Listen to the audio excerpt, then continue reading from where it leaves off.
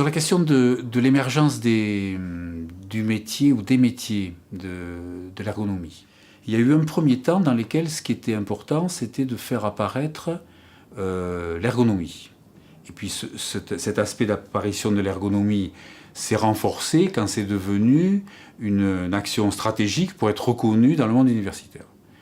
Et donc, dans cette mouvance-là, il y avait ceux qui construisaient l'ergonomie, chercheurs, enseignants-chercheurs, et puis ceux qui la mettaient en pratique. Donc on avait les praticiens. Terme qui m'interroge, parce que quand on dit praticien, ça veut dire qu'on met en œuvre des méthodes, des approches, etc., qui sont construites ailleurs.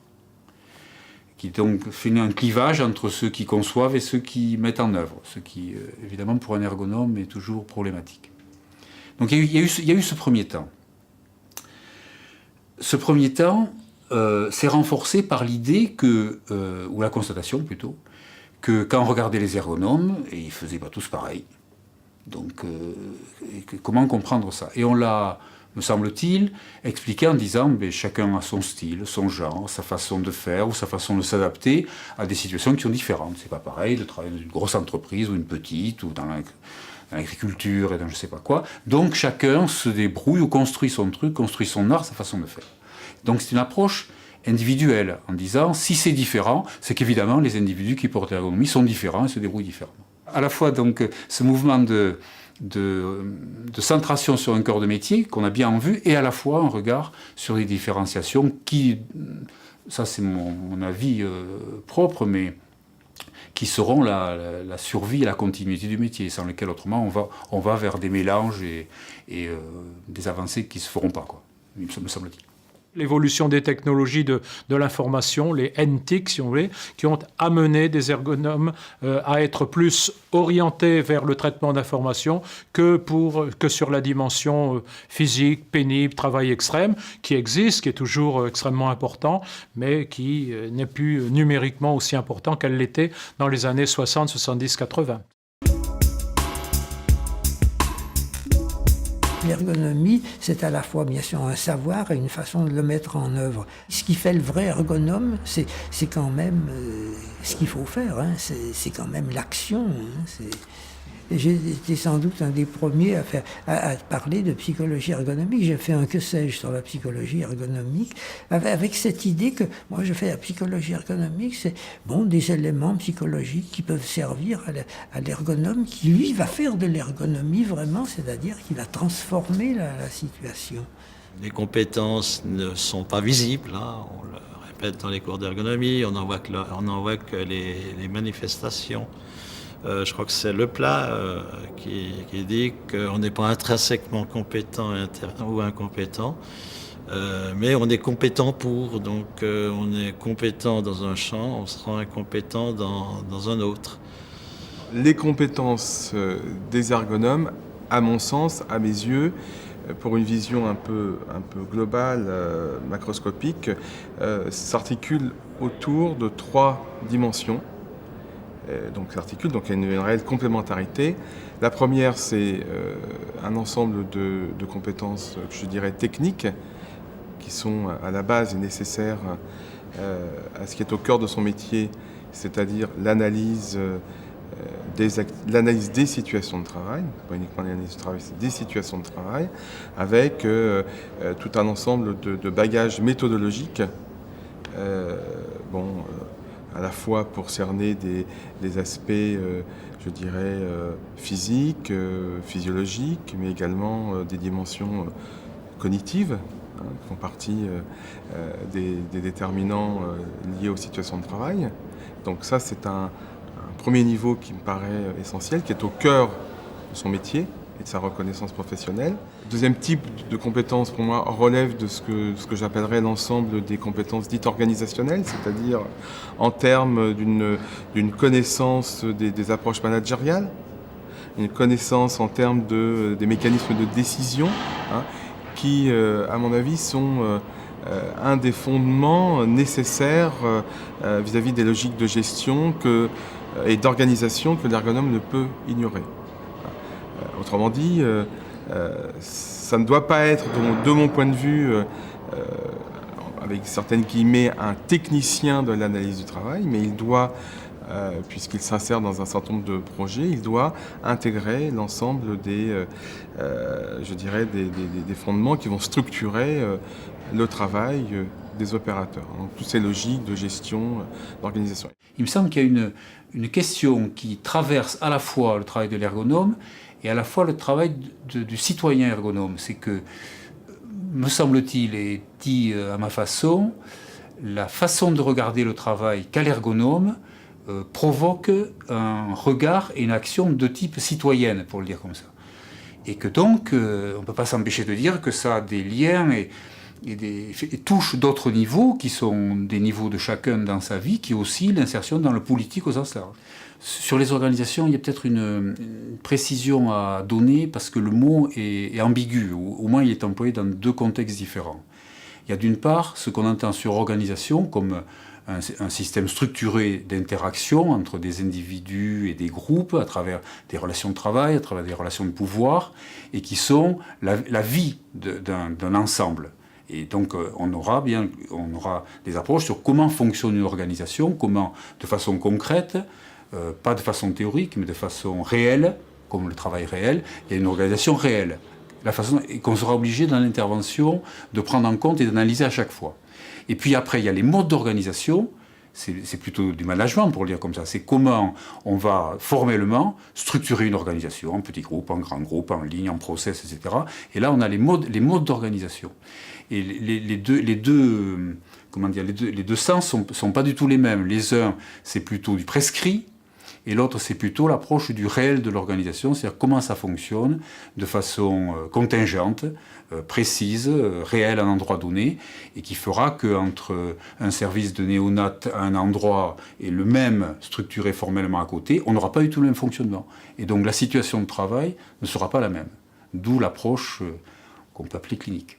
Et puis enfin, il y a un troisième type de compétence qui me paraît essentiel, peut-être un peu plus difficile à formaliser en termes d'enseignement, c'est ce que j'appellerais des compétences du registre social, c'est-à-dire en termes de certaines capacités à pouvoir négocier, à pouvoir s'insérer dans des groupes projets, à pouvoir expliquer, donc développer une pédagogie en vue de faire passer un certain nombre de messages, dans un cadre de contraintes bien évidemment, mais en tout cas de pouvoir s'insérer dans des logiques transdisciplinaires avec d'autres acteurs de l'entreprise pour à la fois donner sens à ces apports, mais aussi pour que ces apports puissent prendre corps dans des compréhensions et dans des transformations des situations de travail. En tout cas dans des propositions de transformation des situations de travail. Pour moi, l'intervention, c'est une construction sociale. C'est une réponse à une demande. Et l'intervention ergonomique, ça peut être une réponse à une question, mais en tant que consultant, nos concurrents, si on peut utiliser ce terme, ne sont pas que des ergonomes, dans certains cas des psychosociologues ou des spécialistes d'autres professions, même des professions du management, peuvent faire aussi bien que nous.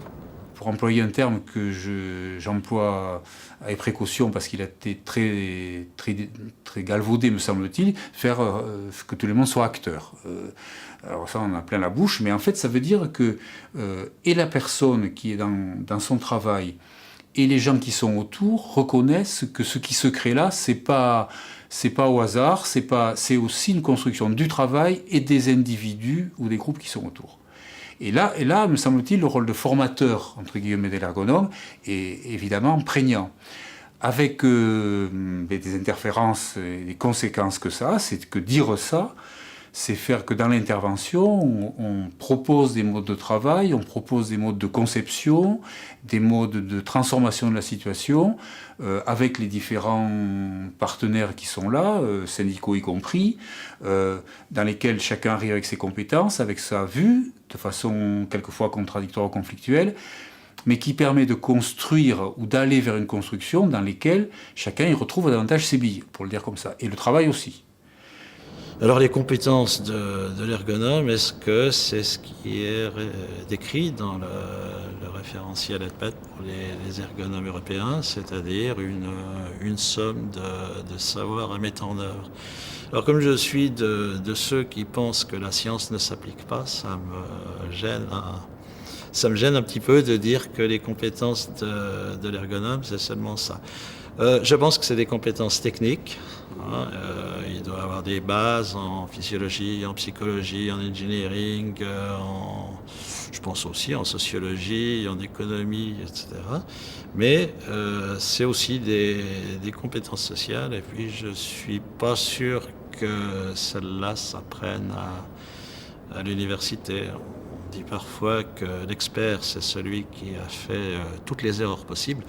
Si on se réfère à l'école de la psychodynamique du travail, j'aime assez ce point de vue de dire, eh bien, pour moi, je serais un ergonome compétent si j'ai fait de belles interventions aux yeux de nos pairs, donc un jugement d'esthétique, et puis si j'ai fait des interventions utiles, c'est-à-dire un jugement d'utilité sociale. Donc je trouve que cette double reconnaissance par l'esthétique, la belle intervention, la reconnaissance sociale, c'est une bonne façon d'évaluer les compétences de l'ergonomie.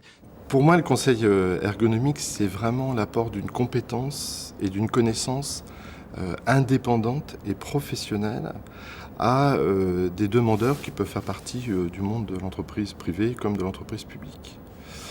C'est véritablement pour moi se mettre au service d'eux. Ça peut être un projet, ça peut être une difficulté de l'entreprise, ça peut être un questionnement sur une évolution, sur une résolution de problème. L'ergonomie, en fait, dès qu'il y a travail, il y a ergonomie, donc le champ du conseil est excessivement vaste. Et on le voit bien dans nos interventions quotidiennes en tant que consultant. On va intervenir de façon très courte comme de façon très importante, des mois. Ça, c'est une belle intervention puisque ça nous permet de s'installer dans l'entreprise et d'avoir une progression dans la compréhension du problème et dans la recherche des solutions. Et puis aussi des interventions très très courtes puisqu'on a parfois des sollicitations sur une demi-journée, sur un temps court pour répondre à une problématique particulière de l'entreprise. Et le fait que l'action soit accompagnée par des gens extérieurs permet des choses dans l'organisation que ne peuvent pas se permettre des gens internes. Par exemple, proposer des modes de travail ou des modes d'approche qui sont complètement différents de ceux de l'organisation et qui vont permettre aux gens de l'organisation, de l'intérieur de la structure, de faire des apprentissages ou d'apprendre des modes de relation ou qu'ils peuvent jouer des choses différentes parce que les relations de pouvoir peuvent se jouer différemment, et l'intervention est donc un lieu d'apprentissage de quelque chose. Alors, plus ou moins long, c'est pour ça que la durée d'intervention n'est pas pour rien, mais qui permet de mettre en mouvement quelque chose dont l'intervenant ergonome en particulier ne saura pas bien qu'est-ce que ça produira dans le temps, parce que lui sera parti. Le conseil, c'est véritablement être dans une attitude d'écoute du client.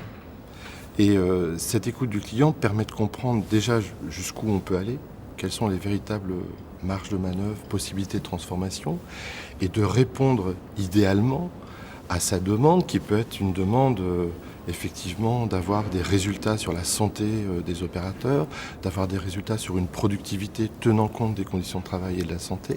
Donc les indicateurs, j'allais dire, de la performance de l'intervention se définissent au moment où on essaie de comprendre la problématique et d'y apporter la méthodologie idoine et les livrables qui vont bien. Donc c'est vrai que nos interventions sont mues déontologiquement par le souci de l'homme, l'intégrité physique, psychologique de l'homme, le maintien de sa santé, de sa sécurité, mais on ne peut pas faire abstraction des conditions économiques, des conditions organisationnelles de nos clients. Et donc l'intervention est quelque chose à la fois de structuré, sur lesquels l'intervenant a en partie la même, puisqu'il négocie un contrat, il négocie des modes d'intervention, des outils, des temps, voilà, et en même temps quelque chose qui lui échappe, parce que quand il est parti, des choses doivent continuer, ou des choses ont été déplacées. C'est pour ça que changement, je mettais avec des guillemets, parce que le changement, c'est pas un truc où on passe de 0 à 1, on change quelque chose, mais je le verrai plutôt à travers ce que j'ai vécu comme des décalages, des déplacements, ou des points de vue de gens, de personnes qui bougent par rapport à leur travail, par rapport aux relations avec les autres, qui se déplacent et qui donc font que quelque chose après l'intervention n'est pas la même chose qu'avant l'intervention. Alors ça paraît à la fois petit, mais je crois que les choses se jouent de façon petite. On ne change pas les organisations comme ça d'un coup de cuillère à peau, et ça serait prétentieux de dire j'arrive, tac, je fais et ça marche. On travaille dans l'interaction. Donc les gens, les personnes avec qui on travaille dans l'intervention sont aussi des acteurs prégnants et incontournables dans l'intervention. Au-delà d'une réflexion idéologique, etc., l'intervention, c'est un lieu d'interaction qui est construit et négocié par l'intervenant. Et donc lui, sa capacité d'action, c'est justement de pouvoir proposer, accompagner, modifier à des moments le cours de l'intervention pour arriver à ce que ces décalages produisent des choses qui peuvent être des modifications de situation de travail, des modifications d'organisation ou bien des modifications de circuit de décision. Parce que là, et ça je crois que l'expérience que j'ai faite de l'approche de la sociologie des organisations qui travaille sur les processus de décision fait penser que le processus de décision, c'est pas quelque chose qui part d'en haut et qui tombe en bas, c'est quelque chose qui se construit à plusieurs moments de différentes façons et dans lesquels sont partie prenante, volontairement ou involontairement, les acteurs de l'organisation. Et que dans l'intervention ergonomique, cet aspect-là de vie, d'interaction avec les acteurs est particulièrement prégnante et je ne vois pas comment un ergonome pourrait ne pas réfléchir à qu'est-ce que c'est l'intervention et comment cette intervention est une mise en œuvre de quelque chose. Et ça me paraîtrait complètement décalé de vouloir en faire un service qu'on apporte en disant voilà, tac, j'arrive, hop, je vois, j'analyse et voilà ce qu'il faut faire. Je trouve que là, on n'est plus dans l'intervention ergonomique, on est dans la prescription ergonomique, mais je crois que ça n'existe pas. Ou je ne voudrais pas que ça existe, en tout cas.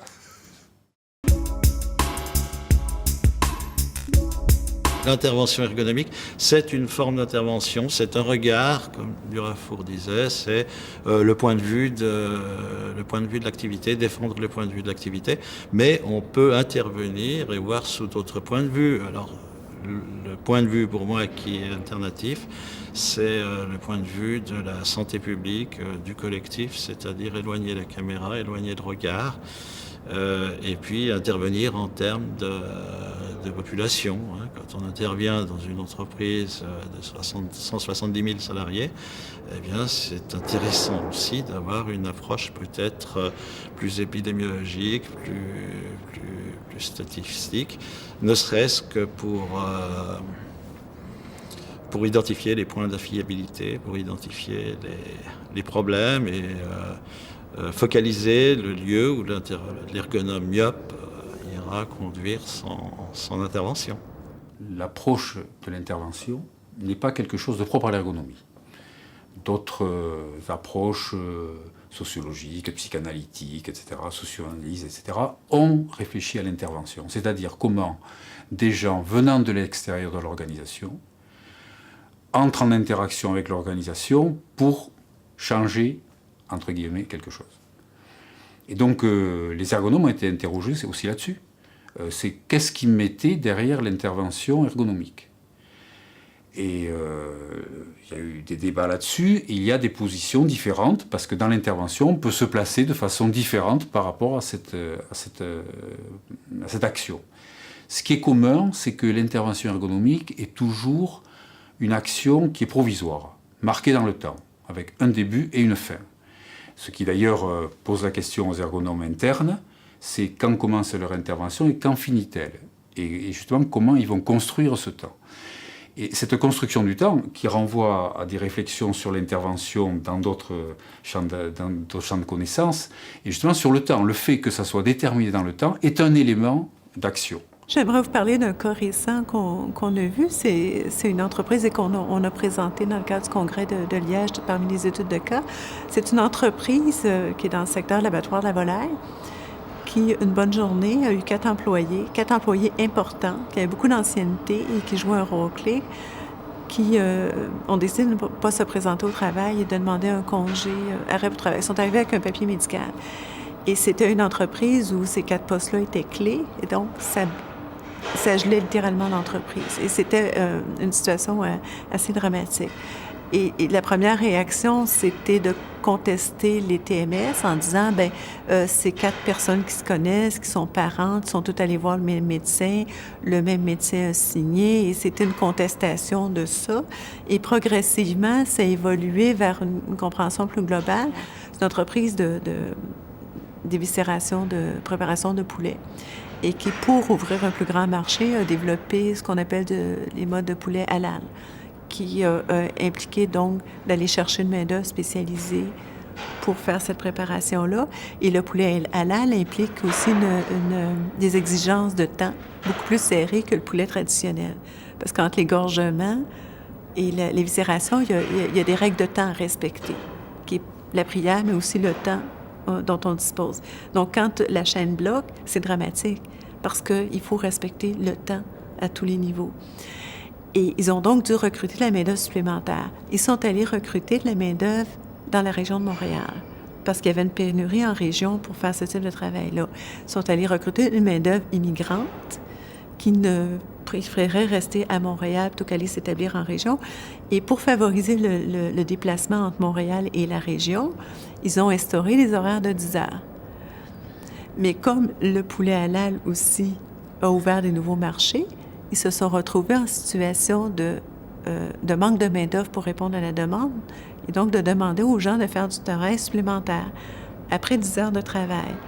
Donc, vous imaginez les problèmes que ça a causé majeurs pour les gens qui venaient de Montréal, de la route en hiver, du travail supplémentaire. Donc, tous les problèmes se sont amplifiés. Il y a eu une croissance à l'intérieur de ça, l'absentéisme. Et de fil en aiguille, ils ont fait venir des ergonomes, sont allés consulter les centres d'emploi. Ils ont fait tout un ensemble de démarches. Et au bout de la ligne, ils ont fait des réaménagements importants. Ils ont repris conscience de toute la valorisation du travail en disant « c'est pas facile de trouver des gens capables de faire ça ». Il y a eu une prise de conscience que faire un travail sur ces chaînes-là demandait un savoir-faire très fin, parce que les 4 personnes qui avaient beaucoup d'expérience, qui ont arrêté au même moment, ils ont réalisé qu'ils n'étaient pas remplaçables, puis qu'on ne pouvait pas les entraîner en quelque temps. Donc, il y avait un savoir-faire qui se développait, qui prenait du temps, qu'il fallait que la main-d'œuvre soit stable, qu'il fallait créer des emplois qui sont plus permanents, qu'il fallait valoriser les emplois pour que les gens viennent s'établir en région. Ils ont aboli les horaires de 10 heures. Ils ont rajouté un quart de travail complet pour éviter le travail supplémentaire. Ils sont revenus à des quarts de 8 heures. Et il y a eu aussi un réaménagement de l'usine. Il y a eu des investissements au niveau des équipements. C'est un ensemble de solutions qui étaient apportées. Et finalement, à partir d'une problématique de TMS, ils ont évolué vers un lien avec les situations organisationnelles. Ça a permis de comprendre aussi l'impact des horaires, la durée de travail trop longue qui, quand il y a déjà des problèmes musculo-squelettiques, devient infernale. Ça a permis aussi de faire les liens avec l'entreprise avec toute la question des équipements, la question des aménagements. Et à partir d'un problème de TMS, c'est toute l'entreprise qui évoluait finalement vers autre chose, puis vers une relation avec les travailleurs différente aussi. Alors une intervention ergonomique, si on respecte, j'allais dire, le schéma qu'on aimerait avoir tout le temps et que malheureusement on n'a pas, c'est avant tout une demande. Et moi, je n'arrive pas à intervenir en allant toquer à la porte des gens en disant « Est-ce que vous avez besoin d'un ergonome ?» Il faut une demande. Pour moi, c'est vraiment l'essentiel. Cette demande, elle est forcément retravaillée dans la discussion avec le client. C'est ce qu'on appelle dans notre jargon la reformulation de la demande.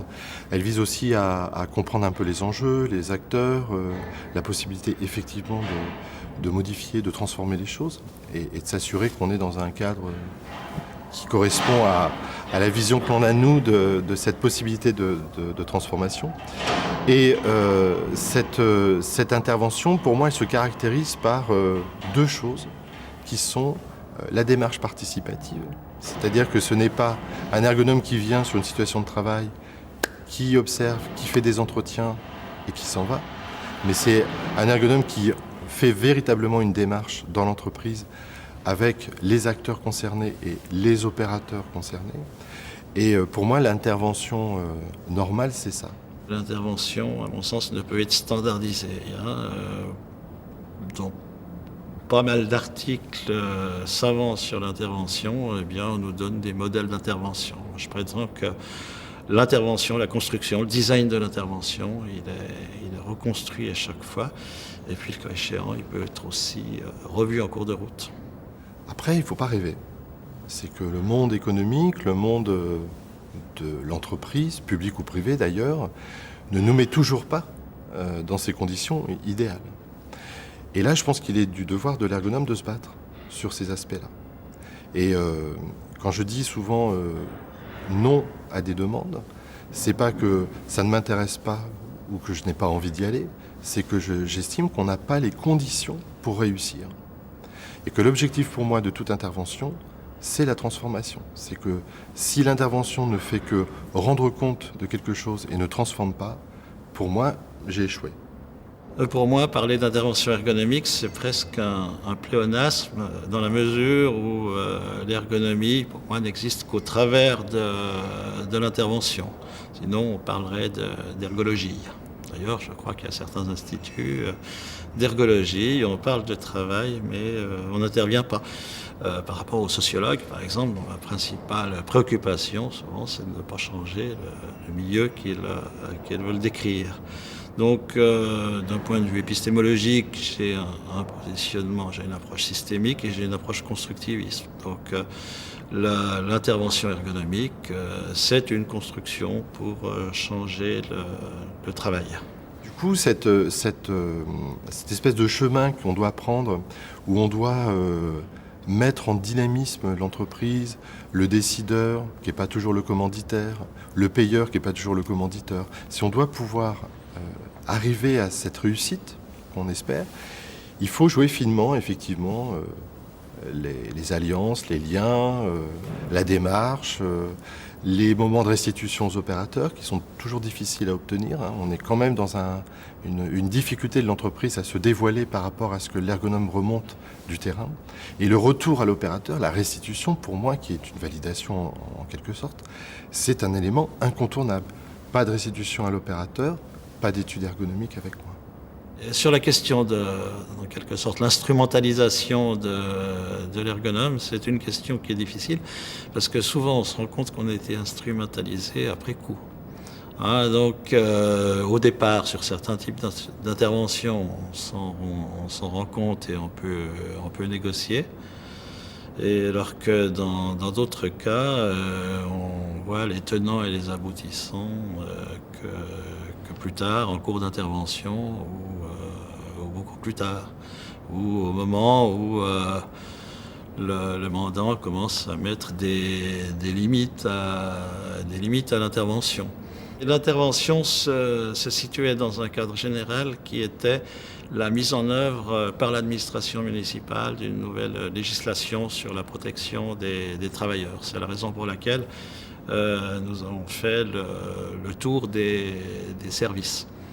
Alors, en quelque sorte, il s'agissait de faire une évaluation des dangers, des risques, de définir des priorités. Alors, peut-être qu'à propos du centre funéraire, un côté anecdotique ou pas tellement anecdotique, suivant comment on voit les choses, parce qu'on ne pense jamais assez au fait, et ça c'est mon origine santé publique, que les populations de travailleurs sont toujours des populations sélectionnées. Et au centre funéraire, le directeur nous expliquait qu'il avait des gros problèmes d'alcoolisme. Et quand on a visité le centre, eh bien effectivement, il y avait des bouteilles un peu partout. Il nous expliquait que le matin, avant d'enfourner le premier client, comme il les appelait, eh bien, il se buvait une bouteille. Alors, on a commencé à construire tirer des plans sur la comète et à se dire c'est le contact à la mort et puis c'est des stratégies mises en œuvre collectives pour faire face, l'idéologie défensive du métier, pour reprendre la psychologie du travail. Et puis en fait, il s'avérait que c'était pas ça du tout. Il s'avérait que quand un employé à la voirie, un chauffeur de camion, un employé au parc et promenade, un gardien de musée était alcoolique, eh bien on le virait au service des pompes funèbres et cimetières. Et cette concentration de personnes qui présentaient des problèmes d'alcool était en quelque sorte une construction RH. L'objectif essentiel, principal de l'ergonome, c'est bien de pouvoir faire en sorte de concevoir des produits support au service. Si on pense aux situations professionnelles, l'exemple des centres d'appel par exemple, d'aider à la conception d'outils informatiques adaptés pour une meilleure appropriation, une meilleure compréhension, appropriation de ces outils, dans une meilleure, réalisation du service. Donc on voit bien qu'il y a bien une relation entre produits et services. Alors, et je pense que l'avenir de l'ergonomie tend à mieux articuler ces deux aspects. Même si, actuellement, on est quand même plutôt sur une ergonomie très centrée sur la conception des produits en termes, par exemple, en termes de critères comme ceux de l'utilité ou le critère d'utilisabilité, qui tout de même sont extrêmement, et c'est important, extrêmement centrés sur le versant conception du produit.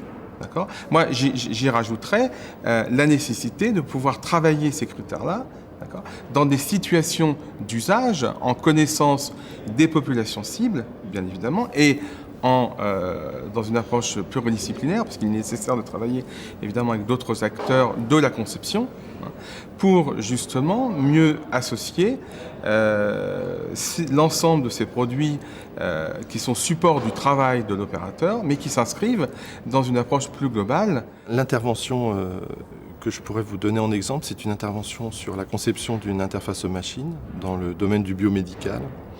Un appareil qui permet de faire des analyses de prélèvements humains, et ce matériel est diffusé dans le monde entier. C'est un dispositif qui est phare dans les produits de ce concepteur, et il veut faire évoluer ce matériel. Il existe des ergonomes dans l'entreprise, mais ceux-ci souhaitent une assistance pour à la fois concevoir et être imaginatif et créatif sur cette interface, tout en respectant les attentes et les besoins de la clientèle, qui est vaste. Et en même temps, il a besoin d'assistance pour tester cette version dans le monde entier. Donc c'est une intervention qui se situe en deux temps. Un premier temps assez classique de prise en compte de l'existant, de la première version de ce matériel, et du coup de voir qu'est-ce qui va pas bien, comment évolue aussi ce marché de l'analyse biomédicale, comment évolue aussi la technologie de l'automatisme des analyses, et finalement on arrive à rencontrer des populations test et à commencer à imaginer une nouvelle façon d'interagir avec le dispositif, en plus en remettant en cause, puisqu'on est allé voir les laborantins sur leur paillasse, l'intégration de ce dispositif sur une paillasse de laboratoire, et à comprendre aussi les exigences qu'il y a en termes de hauteur de table, en termes de profondeur de table, et de voir comment en fait on peut manipuler des tubes, des éléments de prélèvement, comment on peut recharger une machine, etc. Donc à partir de là, c'est pas une intervention sur l'interface seulement, c'est l'interface, le corps de la machine et sa potentielle intégration dans un laboratoire. On se met à l'épreuve sur une première version avec quelques utilisateurs européens. Pour des raisons de coût, on essaie d'aller pas trop loin, mais d'avoir quand même des diversités d'organisation, de points de vue. Ça nous permet de corriger l'interface dans un premier temps, de reconsidérer aussi certains aspects matériels, et on fait une deuxième version qu'on peaufine un petit peu plus, qu'on rend un peu plus attractive. Donc on fait intervenir un designer qui va travailler avec nous sur la description de l'interface, son organisation, le choix de certaines couleurs, le style au niveau du graphisme et de l'interaction. Et on repart avec nos valises et on va là beaucoup plus loin sur d'autres pays, d'autres continents. Et on teste, pareil, en simulation, cette activité d'analyse avec cette nouvelle interface. Ce que ça a produit, c'était assez évident dès lors qu'on a fait les évaluations. C'est la compréhension immédiate d'une interface qui ne voulait pas trop insister sur le textuel, qui voulait être vraiment autoportante et intuitive par son organisation physique, par le choix en fait des graphismes qui étaient éclairants pour toutes les populations rencontrées. Et du coup, meilleure prise en main, première prise en main, efficacité aussi de l'enchaînement des phases de l'activité des laborantins, plus grande aisance aussi dans la manipulation des tiroirs, des éléments qui sont partie intégrante de ces analyses. Et du coup, à l'issue de l'ensemble de ces analyses, on a fait un retour, mais par écrit, sous la forme d'un petit rapport qui expliquait ce que ces simulations, évaluations à l'étranger avaient apporté à l'équipe de conception. Un exemple d'intervention ergonomique qui m'aurait transformé, c'est une intervention que j'ai eu l'occasion de faire dans une municipalité où je devais intervenir dans différents services. Les espaces verts, c'était agréable, la voirie, les ordures, ça là encore. Et j'ai eu un blocage au niveau du centre funéraire, crématoire, chambre mortuaire, etc. Et puis il fallait y aller. Alors j'ai reporté. Et puis pour finir, j'ai été faire des observations. La description serait assez macabre. On enfourne les morts dans ces fours. Il y a un petit voyant pour voir brûler. Quand ça s'arrête, eh bien on trie, etc. Il a fallu décrire tout ça. J'imaginais que ce serait très dur et au fur et à mesure que l'intervention se déroulait, ça allait mieux et quand je suis ressorti, j'avais l'impression d'être plus serein face à ma propre mort. Tout avait été démystifié.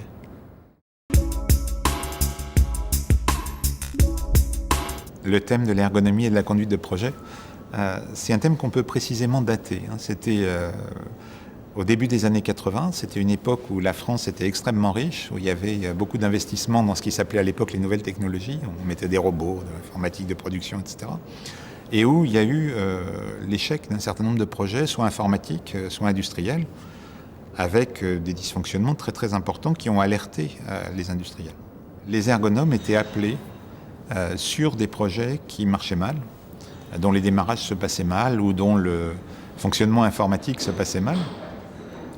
Et ils ont fait plusieurs constats. L'un des constats, c'est que l'informatisation ou l'automatisation a été construite sur une vision du travail antérieur très pauvre. On croyait que les opérateurs qui faisaient de la soudure à la pince faisaient toujours les mêmes points, et donc le robot, il fait toujours les mêmes points. Sauf que quand la tôle était tordue, les opérateurs y passaient la pince et ils redressaient la tôle, et puis que le robot il tombe en défaut. Et c'est comme ça que se sont désignés les deux grands manques qu'il fallait traiter par la conduite de projet. L'un, c'est la connaissance de l'activité antérieure, concevoir à partir d'une meilleure connaissance de l'activité antérieure, et l'autre, c'est la réflexion sur l'activité future, donc simuler l'activité future pour pouvoir estimer les conséquences des décisions de conception. À l'époque, aucun d'entre nous, c'était en 1985, aucun d'entre nous n'avait conduit un projet d'un bout à l'autre. Donc on a analysé les étapes de la conduite de projet, les réponses que les ergonomes pouvaient apporter à chaque étape, et avec ces morceaux de puzzle, on a fait une conduite de projet virtuelle qui concernait l'ensemble du processus. Un des grands points sur lesquels on a évolué, c'était la représentation du rôle des représentants du personnel. Parce que le modèle initial était biaisé par nos interventions dans la presse parisienne, où la CGT du livre parisien a un pouvoir qui est quasiment un pouvoir de direction. Et donc un certain nombre de choses qui avaient été possibles avec le CHSCT du Monde, par exemple, ont été généralisés dans les enseignements d'une façon totalement irréaliste par rapport à la vraie vie de beaucoup d'autres entreprises. La conception, c'est un enjeu majeur. Et je crois que là, les ergonomes répondent tout à fait présents à cette thématique. De quoi a-t-on besoin ? Eh bien, on a besoin des connaissances de l'autre. Et si on veut fiabiliser tout le processus de conception qui se fait en collectif, en passant par des processus de coopération, il faut se donner les moyens de comprendre ce que fait l'autre et que l'autre comprenne ce que je suis en train de faire. Alors il y a peut-être pour cela une construction qui s'appellerait un référentiel opératif commun que l'on pourrait élaborer ensemble. C'est-à-dire, à minima, des connaissances.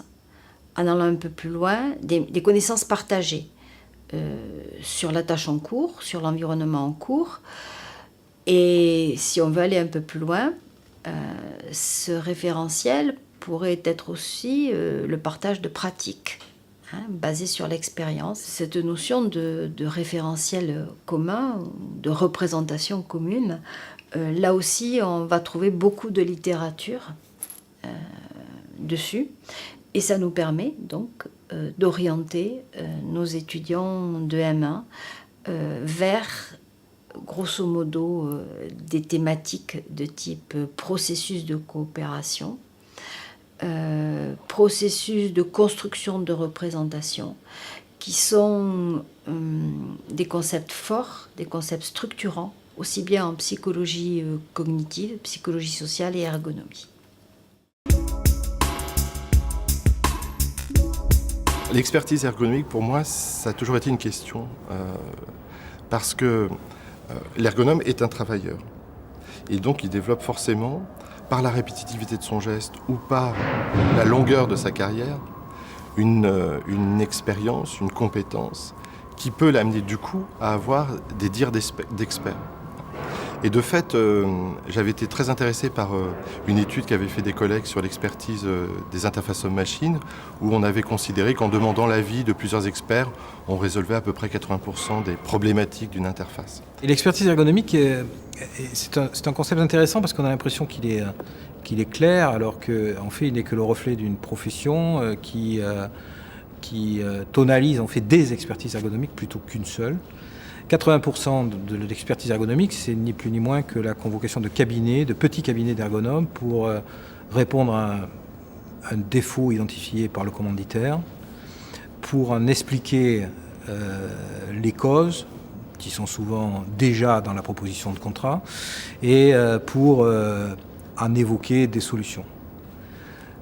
Dans la réalité, très souvent, l'ergonome, dans ces 80% d'expertise qui sont des commandes, a un rôle de médiateur situationnel entre des acteurs qui reconnaissent les faits mais ne reconnaissent pas les solutions.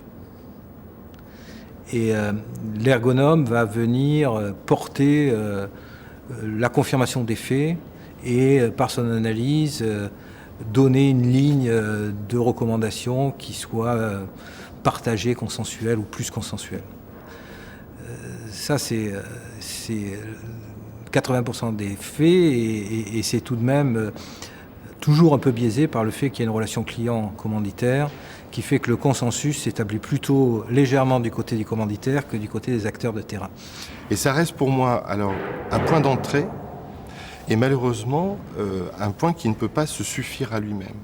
L'expertise peut débroussailler effectivement une situation, une problématique, mais je reste intimement persuadé que le terrain, l'observation de l'activité restent des éléments qui vont affiner cette expertise, si expertise il y a. L'expertise, c'est une perception inconsciente d'une situation. Alors après, il reste les 20% d'autres expertises qui sont des vraies expertises plus indépendantes, parce que celles que j'ai parlé là ne sont pas très indépendantes. Elles peuvent venir de la justice ou elles peuvent venir d'un certain nombre de commanditaires qui ont des enjeux différents.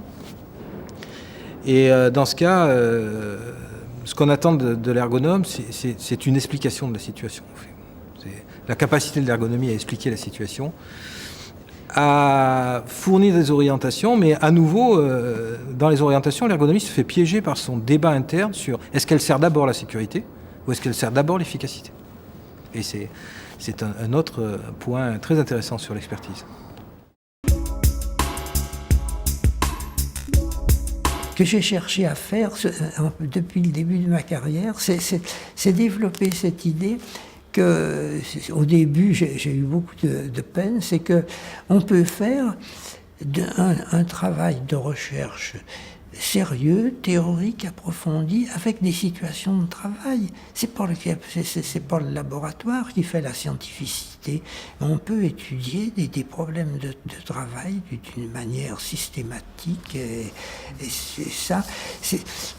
Les débats entre théorie et pratique, c'est quelque chose que j'ai souvent discuté avec Jacques Christol. C'est-à-dire, Jacques Christol avait dit « Ah oui, mais vous faites de la recherche, alors bien sûr, c'est dit, mais moi je ne ferais pas ce que vous faites, et vous peut-être vous feriez mal ce que je fais, mais les visées ne sont pas les mêmes. Si vous faites de la recherche, vous avez une certaine visée de constituer des connaissances, de les organiser, etc. C'est une visée épistémique. Puis l'autre qui a une visée pratique, c'est de résoudre un problème. Résoudre un problème, ça requiert, c'est une autre attitude. C'est pas, il n'y en a pas une qui est meilleure que l'autre, c'est les objectifs sont différents. Je pense notamment à un modèle sur la simulation de la production d'erreurs humaines dans les centrales nucléaires, qui était un modèle d'intelligence artificielle qui avait été fait par Jim Reason à Manchester, et que nous avons testé en le comparant aux activités des opérateurs dans des centrales thermoélectrique ou nucléaire, je ne sais plus si c'était classique ou nucléaire, mais en Angleterre. Moi, j'ai envoyé des chercheurs, on regardait ce que prédisait le modèle et on regardait ce que faisaient réellement nos opérateurs dans les centrales nucléaires. Nous n'aurions jamais pu arriver à ce niveau extraordinaire d'analyse de l'activité humaine et de comparaison si nous n'avions pas eu au départ tout ce cheminement ensemble et cette création de passerelles. Donc c'est aussi pourquoi alors la pratique de l'ergonomie à la fois est difficile. Alors je pense à des études qui ont été menées au Québec sur la pratique des ergonomes. Ça montre que, ces ergonomes, ils sont censés tout connaître sur la charge de travail, donc être très bons en charge de travail. Pas de chance, la charge de travail, c'est le concept le plus flou, le plus controversé de l'ergonomie. Donc ça les met dans des positions difficiles. En plus, pour intervenir sur les conditions de travail, ils sont constamment amenés à intervenir sur l'organisation et la gestion. Pas de chance, ils n'ont jamais appris ça. Donc voilà, la position de l'ergonome est toujours un peu difficile. Alors en même temps, c'est l'intérêt aussi, parce que ça l'oblige à avoir une certaine veille technologique et scientifique, ça l'oblige à avoir un certain rapport à la recherche, même à collaborer d'une certaine façon, à entrer dans une démarche lui-même de recherche. Donc l'ergonome praticien, il est toujours un peu chercheur par un bout, quoi. Le standard de production de connaissances à l'échelon international, c'est le contrôle des facteurs. C'est-à-dire on bloque un certain nombre de facteurs, on en fait varier un seul, et puis on voit les effets que ça a d'en faire varier un seul. Mais quand on fait une intervention ergonomique, on ne peut pas faire varier un seul facteur. Donc on est dans un affrontement à la complexité où il faut faire autrement. Alors le principal mode de production de connaissances que nous avons, c'est la capitalisation des leçons de l'intervention. Mais le problème, c'est qu'on ne peut pas faire des preuves en racontant juste des belles histoires. Chacun d'entre nous a des belles histoires d'intervention, mais ça ne fabrique pas des connaissances scientifiques. Donc l'enjeu, c'est comment on doit formaliser les interventions, quel genre de comparaison on doit pouvoir introduire entre les interventions pour se dire, quand on s'y prend de telle façon, si on associe le CHSCT, ça a tel effet, si on n'associe pas le CHSCT, ça a tel effet. Mais ça suppose que chacun d'entre nous s'astreigne à formaliser ces interventions, à les publier d'une façon telle qu'après on puisse essayer de trouver quels sont les invariants qu'il y a dans la relation entre certains types de causes, certains types d'organisations produisent certains types d'effets. Le terrain, c'était pas, et surtout à l'époque dont je vous parle, qui était l'époque des pionniers, ce n'était vraiment pas simplement regarder et même, j'oserais dire, surtout pas écouter les gens. On a changé depuis, fort heureusement, mais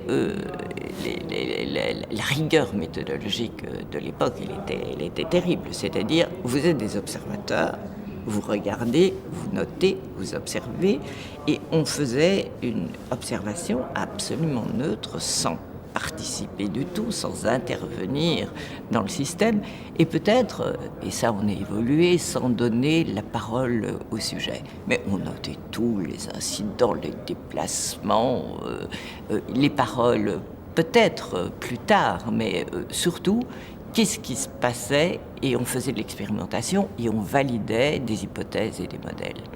Comment on arrive à produire de la preuve sur le fait que tel mode d'intervention a plus d'effet que tel autre mode d'intervention.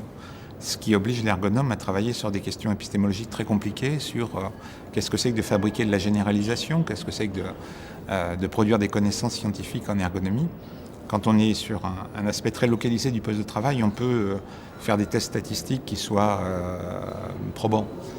Quand on intervient sur la reconception de la maintenance d'une centrale nucléaire, des tests statistiques qui sont impossibles.